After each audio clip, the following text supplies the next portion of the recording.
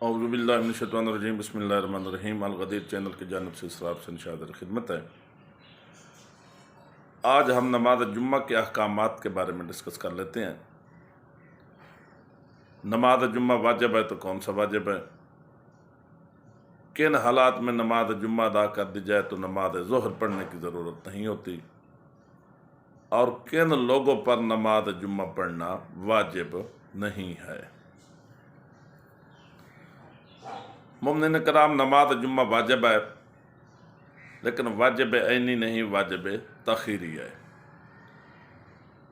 वाजिब ऐनी वो वाजिब होता है जिसका अदा करना हर हाल में ज़रूरी होता है। जैसे कि नमाज पंजगाना है, सन बलोगत से लेकर ज़िंदगी के आखिरी सांस तक हर मर्द औरत पर नमाज पंजगाना पढ़ना वाजिब है। अगर वो नहीं अदा करेंगे तो गुनहगार होंगे।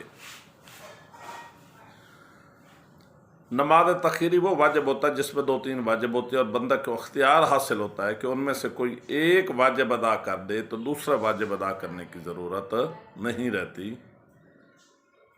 इसी तरह नमाज जुम्मा भी वाजिब तखीरी है। अगर नमाज जुम्मा की जगह पर नमाज ज़ोहर अदा कर दी जाए तो फिर नमाज जुम्मा पढ़ने की ज़रूरत बाकी नहीं रहती।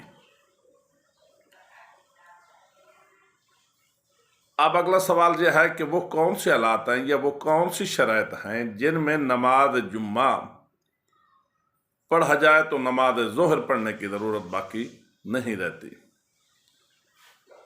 नंबर 1, अगर नमाज जुम्मा को अव्वल ज़वाल के वक्त अदा कर दिया जाए तो फिर नमाज ज़ोहर पढ़ने की ज़रूरत बाकी नहीं रहती। अव्वल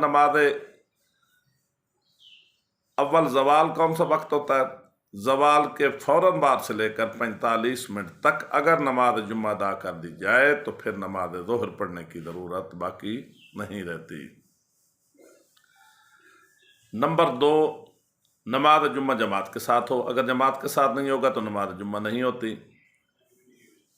नंबर 3, नमाज जुम्मा के लिए कम अज़ कम 5 अफराद का होना ज़रूरी है।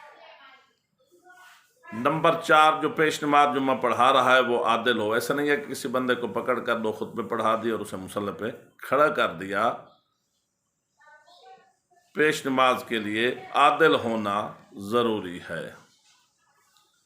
नंबर 5, कम अज़ कम फासला 5 किलोमीटर हो। बहुत ही ज़रूरी बात, अगर किसी शहर में किसी इलाके में 2 जुम्मे पढ़ाए जा रहे हैं तो उनके दरमियान कम अज़ कम फासला 5 किलोमीटर का होना ज़रूरी है। अगर 5 किलोमीटर का फासला नहीं होगा तो दोनों जुम्मे बातिल हो जाएंगे। नमाज जुम्मा के लिए ज़रूरी है कि उसका ठीक होगा जहाँ पे पहले तकबीरतुल इहराम कही जाएगी। तो 5 किलोमीटर के फासले के दौरान इस बात का तयन करना कि कहाँ पे पहले तकबीरतुल इहराम कही गई है न सिर्फ मुश्किल है बल्कि नामुमकिन है। तो गोया 5 किलोमीटर के अंदर अंदर जितने भी नमाज जुम्मे अदा किए जाएंगे वो सभी बातिल ही तस्वर होंगे। एक और बात का ख्याल रहे कि अमूमन ये कहा जाता है कि जो कदीमी जुम्मा पढ़ा जा रहा है वो ठीक है, दूसरा जुम्मा ठीक नहीं है, तो वो बात सही नहीं है। जो बाद में जुम्मा पढ़ने वाले हैं या पढ़ा रहे हैं वो पहले जुम्मा पढ़ने वाले का भी सवाब को ज़ाय कर रहे हैं, और नमाज जुम्मा दोनों नहीं होंगी, दोनों बातिल होंगी।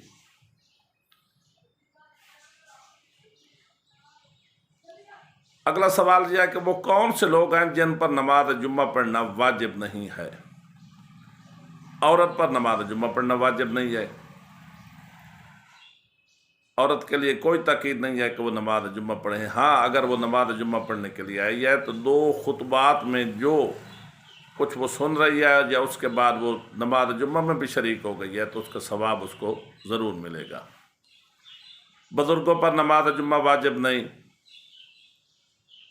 मुसाफिर पर वाजिब नहीं, बीमारों पर वाजिब नहीं, नाबीना पर वाजिब नहीं।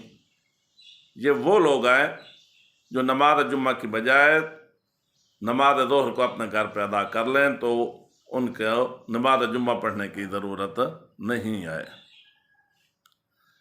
अगला सवाल यह है कि क्या नमाज जुम्मा को तर्क करके नमाज ज़ोहर को पढ़ लिया जाए तो ये दुरुस्त है?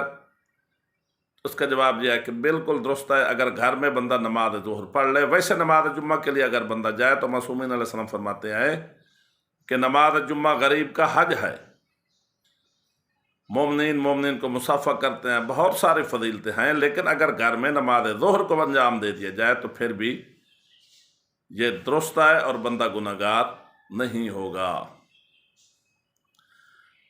نماز جمعہ کے لیے 2 خطبات کا ہونا ضروری ہے، لیکن اگر کسی مجبوری کی وجہ سے کوئی بندہ 2 خطبات نہیں سن سکا اور نماز جمعہ میں شریک ہو گیا ہے تو یہ عمل بھی اس کا درست ہوگا۔